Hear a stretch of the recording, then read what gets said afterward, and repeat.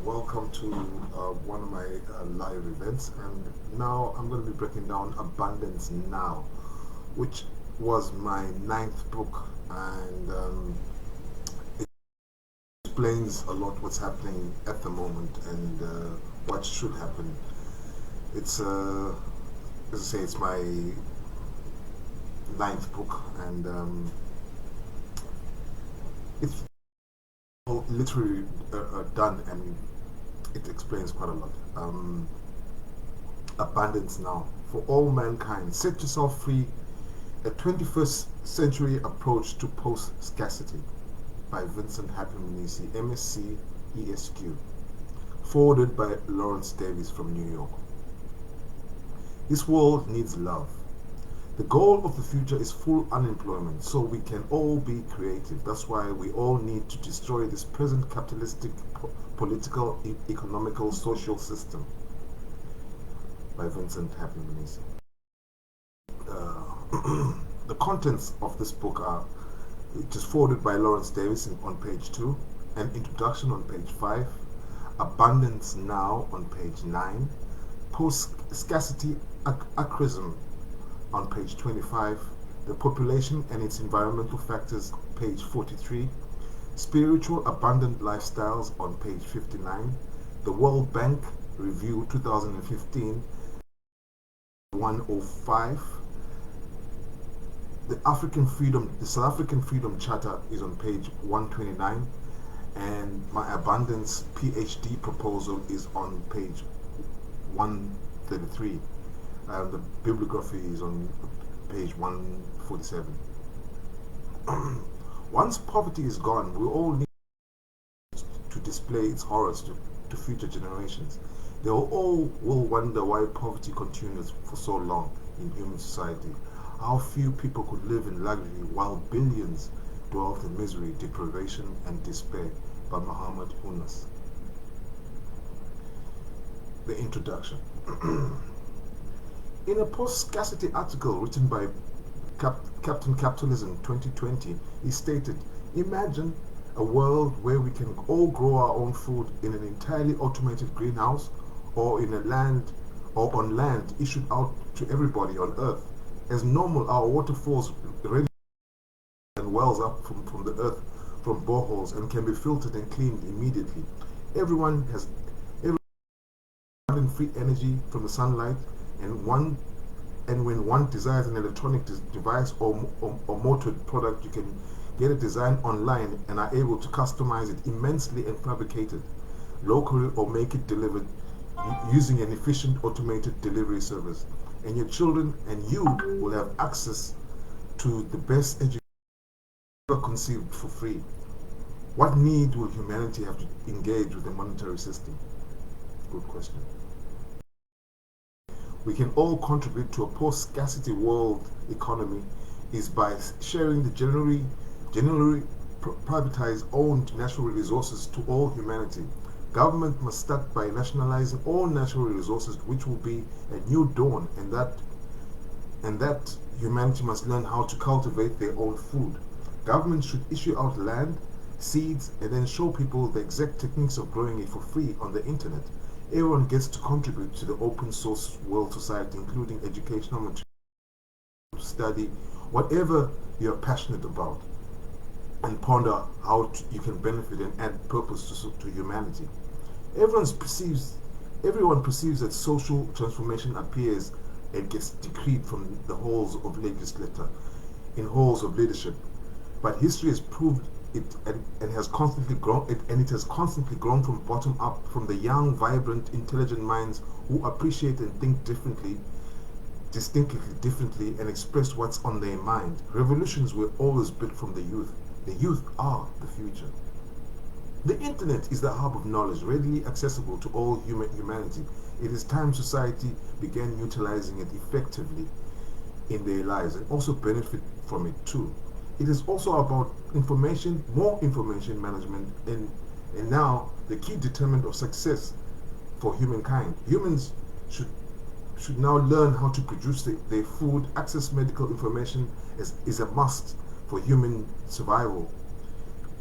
The future brings about an existence of personal digital fabrication of goods which will make information the only trivial ingredient in substantial good formalization as stated by capitalism in 2020. Key is information is key. The current global trend of company secrecy should shift towards a trend of collaborative information-rich sharing activities, which will be exceedingly necessary because sharing information is a cost at no zero sum, which means that if I can give you if I can give it to you without it won't diminish my own supply of information. Information determines the production of resources. And if that information is free, along with abundant natural ingredients and free available solar energy, then global abundance should be. If ever the rights to secure and redistribute all natural resources equally amongst determined by law. In 2007, a group of business leaders from global companies such as BP, ABP, Suez, Infos, Anglo-American, McKinsey, Acclan met up and set out their views. We believe that we're entering a period of history in which it's becoming clear that the operations of the current system is unsustainable, and that progress further tomorrow's global companies need to redefine success and help to create frameworks for the working of the markets. Tomorrow's company, 2007. With our current advancement in technologies that we have currently now, we can recreate a world of abundance now for all humanity. The universal free access to information, which was secretly held by companies, is expected to improve over the course of the next few decades. This should provide the resources for bringing about a high-quality source of life to those that are not currently fortunate enough to have the amenities and services of imperial nations. Worthwhile social projects that can enhance humanity's societies should be encouraged worldwide. And in fact, it also applies to the first world countries too. This would cut their benefit bills, which has instilled inequality and missed opportunities for the most European nationalities as well. If the world shared all its natural resources equally amongst mankind, and if it was enacted in law too, this would only provide everyone with a basic necessity for a decent life, but given opportunities for people and societies to live and prosper how they might or like to be. This means different things to different people. For some, it enables life to enhance by advanced technology, able to do new things that they've never been able to do before. For others, it means almost the exact opposite, allowing them to lead a more basic rural life, perhaps with small holdings, living more in touch with nature, and the ability to do so without worrying about money or a bad year in terms of yield from the land or medical care because of the advanced infrastructure in the background they can call upon if required. Post-scarcity by definition implies post-economic, as economics is based on scarcity. Scarcity economics has made products such as gold, diamonds, and other raw minerals scarce. While they are not, I'm quite certain that diamonds and gold are not rare commodities. In a book entitled Economy of Abundance, defined by Stuart Chase in 1818, he died in 1885, a prominent advisor to the US government, he defined the economy of abundance as an economic condition where an abundance of material goods can be produced by the entire population of a given community. However, he went on to point out that the smooth operations of such an economy is seriously when set technology abundance in the background are prevailing financial habits. Open your perspective. The world is big and the universe is bigger. It's amazing to be born at this time because we must change everything for the better for mankind and not just for a few European elites. Wake up, world. It's time to think. Running out, we are running to, and for what purpose? Why are we chasing paper money to live? The European elites have used deep psychology to take over our minds. They cannot own land all over the world. The Church of England, Roman Catholic Church, and other European companies own vast acres of land all over the world, and gold too. I feel it's time the world looked at capitalism with different eyes, such as from the eyes of economic professor Richard Wolff. Capitalism, open quote, capitalism has spawned deepening economic crisis.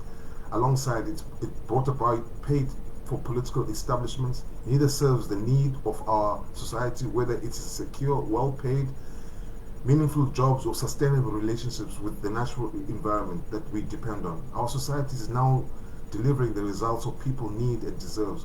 One key cause of this intolerable state of affairs is the lack of genuine democracy in our economy as well as in our politics. Close quote. The solution requires the institution of genuine economic democracy, starting with workers managing their own workplace for a genuine political democracy.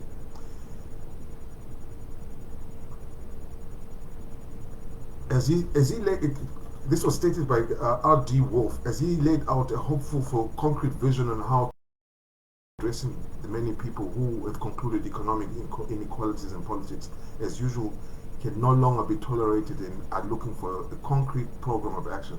Wolff's constructive and innovative ideas suggest a new promising foundations as much more authentic democracy and sustainable equitable development ideas that can be implemented directly and carried forward. A very valuable contribution. Norman Cosby, leading public intellectual and author of Hopes and Prospects. This current coronavirus has brought about a global economic standstill, giving mankind time to rethink their true purpose on life. A positive restart. These are turbulent times. A quick glance at the headlines is enough to set anybody on edge, and with the endless stream that has lately become our lives, it's hard to get away from these headlines. Worse, evolution shaped the human brain to be actually aware of all potential dangers, and thus our new news media and politicians focus on the grim to capture your mind share. That's the introduction to Abundance Now. It's very educational, well researched. I mean, everything is